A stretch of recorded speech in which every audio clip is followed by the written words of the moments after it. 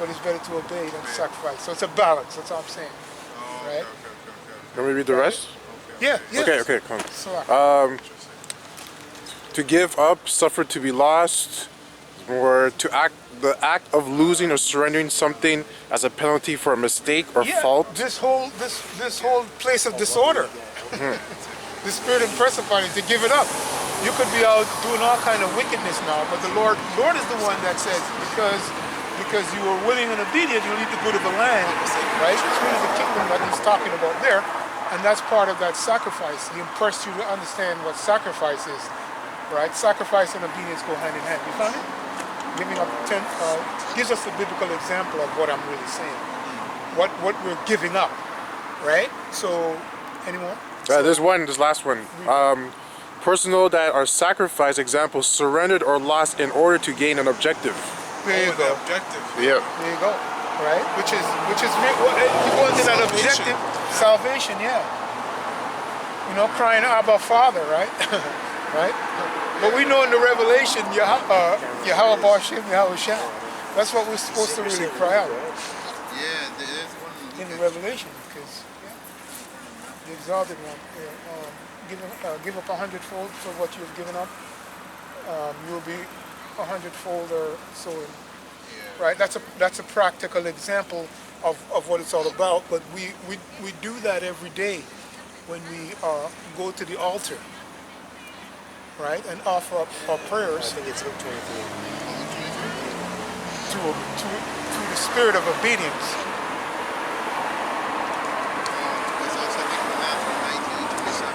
Yeah, go to that one. Yeah, it's in Luke. You have it? Yeah. Okay, bring it on. This is Matthew chapter 19, verse 27. Okay, yeah. I'll start at verse 25. Yeah. When his disciples heard it, they were exceedingly amazed, saying, Who then can be saved? But Yahushua beheld them and said unto them, With men this is impossible, but with good all things are possible. Right? Can't save ourselves. Right? It's impossible to try to save yourself, meaning that within of yourself. Yeah. It's just being really about obedience. So the Lord can say, hey, no, go ahead. Then answered Peter and said unto him, Behold, we have forsaken all, and followed thee. What shall we have therefore? And Yahushua said unto them, Verily I say unto you, that ye which have followed me in the regeneration, when the Son of Man shall sit in the throne of his glory, he also shall sit upon 12 thrones, judging the 12 tribes of Israel. Shit. Right, Imagine being told that by Yahushua. I have a piece of it. Yeah, bring it on. Yeah, go ahead. This is Mark 10, verse 29. And Yahushua answered and said, Verily I say unto you, there is no man that hath left house, or brethren, or sisters, or father, or mother, or wife, or children, or lands, for my sake, and the gospel's, but he shall receive 100-fold now in this time, houses, and brethren, and sisters, and mothers, and children, and lands, with persecutions, and with a world to come eternal life. Beautiful. So that's the sacrifice of obedience to Yahweh Bashim Yahushai. Giving it up. There's so much things that he impressed upon us. Don't worry about it. Leave that alone, right? You know, we're out here week in, week out, for years, pressing forward. Our daily lives, our daily walk, right? And as you can see in this greasy kingdom, you don't want nothing really from here. I always use a term, it's plastic.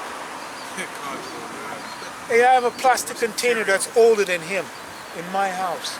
Every time I go in the cupboard, I look at it, right? The plastic container, it's older than you, right? It's about when he was born.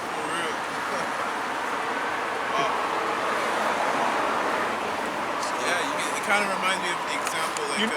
You know why I'm saying that? Because, hey, the devil is a liar. Because that plastic has been up there for 25 years. I look at it, store stuff in it, but he claims that when he makes this plastic, right? So he's always trying to carry on the work of Yahweh Bashim Yahushai. So he said that plastic is good for it, it's okay, right?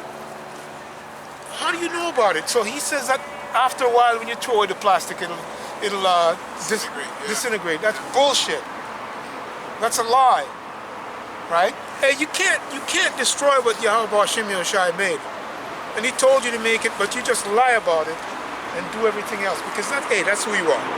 Liar. Hey, I'm not mad at you. I'm just telling the truth. You're a liar. It hit me this week because I look at it. This thing has been there for like 20-something years, and it hasn't disintegrated. And I was using it to store stuff on and off. I keep moving with it because I usually use glass, but it just hit me because I usually throw it all the other plastic. Go ahead, brother. And everyone that hath forsaken houses, or brethren, or sister, or father, or mother, or wife, or children, or lands, for my name's sake, shall receive an hundredfold. No, it's good, it's good. And shall inherit everlasting life, but many that are first shall be last, and the last shall be first. That's us. We're last right now. Yeah, that, Wow. that came out earlier with the grain, the story of the grain, the barley, and all the different grains in the kingdom. And the Lord used, because he's the master of the harvest, he used the example of using the worst grain, which is the wheat grain of all of it. I got all the stuff, but I'm going to use the worst one to symbolize our true condition. Yeah. Yeah, symbolism. Yeah. Time worship that too. Oh yeah, and that shows he knew about farming. He understood farming. Yahushua understood farming, whether you knew it or not.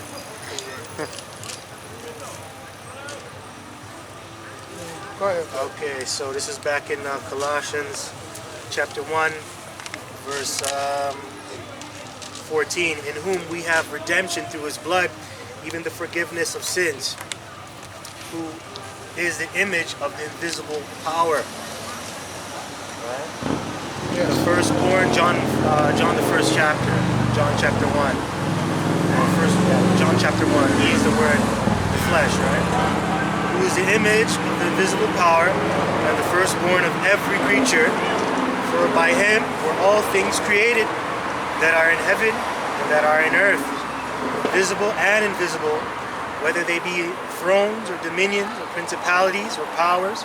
All things were created by him and for him. Man, we're going to be partakers to this, man. That's right. It's insane. That's right. That's heavy.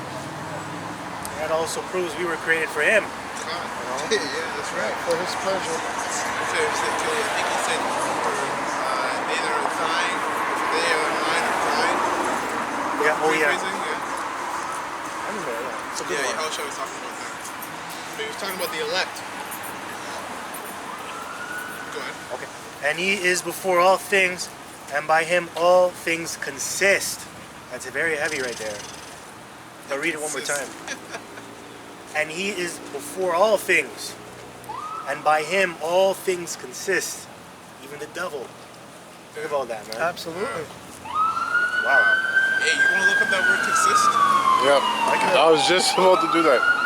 You got it? Yeah, I got it. Okay. Already. This is the word here, consist. Funny. It's synestame in the Greek. It says to place together, to set in the same place, to bring or band together. He's the glue, chief cornerstone. To stand with, to set one with another by way of presenting or introducing him. He's the mediator of everything. He's not just for us in Israel, but he's the mediator of everything. Yahweh, then Yahushai, then everything else. That's right. Which is heavy. It's heavy. And he is the head of the body, the church, who is the beginning, the firstborn from the dead. So he's the firstborn from the dead. So he even conquered death, man. Think about that. Firstborn from the dead. Yeah. It's heavy. That in all things he might have the preeminence. For it pleased the Father that in him should all fullness dwell. And having made peace through the blood of his cross, by him to reconcile all things unto himself. By him I say whether they be things in earth or things in heaven. Get the word reconcile here for you. That's because Yahushua was perfect. Yahushua came in the flesh, dealt with every problem and aches and annoyance that all men deal with, verse and didn't sin once and kept his faith all the way through. Even when the Most High had to turn his face from Yahushua when he was on the cross, he had to actually turn his face from him.